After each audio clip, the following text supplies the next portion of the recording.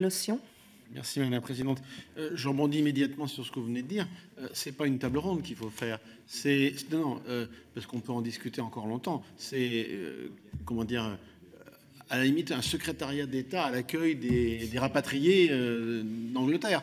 La France a déjà eu une expérience qui est un peu malheureuse dans les années 60, où nous avons vu arriver plus d'1 million de personnes venant d'Algérie. Hein. Donc peut-être qu'il faut créer une mission spéciale pour l'accueil des rapatriés. Reste à savoir quand même, Madame, quel est le volume de personnes que vous estimez devoir rentrer en France, compte tenu de ce que vous venez de nous dire. Parce que s'il s'agit de quelques centaines ou quelques milliers, ça va, c'est pas les 300 000, j'espère. Alors ça, on ne peut pas vous dire... le problème, c'est qu'avec Brexit en ce moment, pour nous, c'est tous les jours qu'il y a quelque chose... Donc l'humeur des personnes change de jour en jour. Il y a des jours où on se dit on va peut-être pouvoir rester, d'autres jours on se dit c'est pas possible, on va pas pouvoir rester. Ce qu'on voit par contre, c'est selon les statistiques officielles du gouvernement britannique, c'est vraiment un accroissement absolument très très très grand du nombre de citoyens européens qui ont déjà quitté la Grande-Bretagne. Il y a 123 000 citoyens européens sont déjà partis depuis le référendum.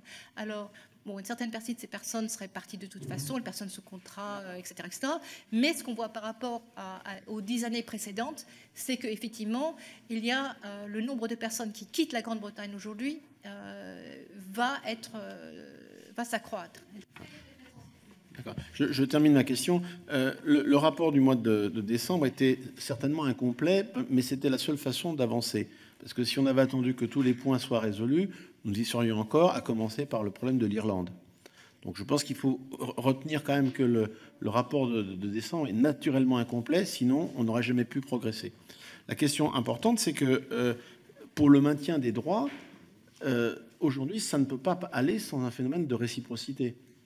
Donc l'Europe peut accorder des droits aux citoyens britanniques, mais juridiquement, ça ne peut se faire que dans une réciprocité. Et la vraie question, c'est est-ce qu'on fait ces négociations au niveau bilatéral ou est-ce qu'on les fait au niveau européen? Et est-ce qu'on peut les faire? Est-ce qu'on peut déclencher des négociations bilatérales sur ces questions-là, pays par pays, avant la sortie ou pas? Je pense qu'aujourd'hui, c'est impossible. Donc la négociation, elle va être au départ européen.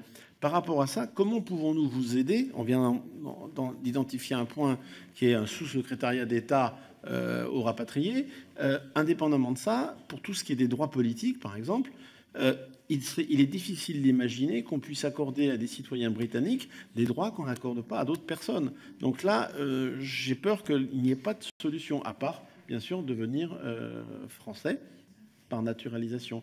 Sur les questions que vous évoquez en matière de comment se loger, etc., c'est compliqué parce que ce sont les problèmes que rencontrent les Français aussi.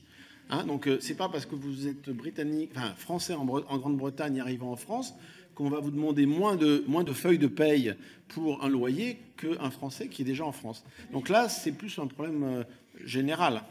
Voilà. Donc comment pouvons-nous vous aider sur le plan pratique, sur certains points et sur certaines priorités, parce que vous devez aussi identifier que parce que c'est un divorce sur lequel nous, on n'était pas partie prenante, ce que je trouve scandaleux, effectivement, c'est que les Britanniques non résidents n'aient pas pu voter. D'accord? Mais à partir de là, un divorce, ça coûte cher des deux côtés, et j'ai peur que ça coûte très cher aux Britanniques, bien plus qu'aux Européens. Mais comment pouvons-nous vous aider pour alerter sur un certain nombre de points, mais raisonnables? Ne demandez pas des choses qu'on ne peut pas faire, parce que ce serait pour nous déroger au droit français naturel. Et on ne peut pas vous traiter... C'est compliqué de vous traiter mieux qu'on traite des Français. Voilà. Je pense que concernant les Britanniques,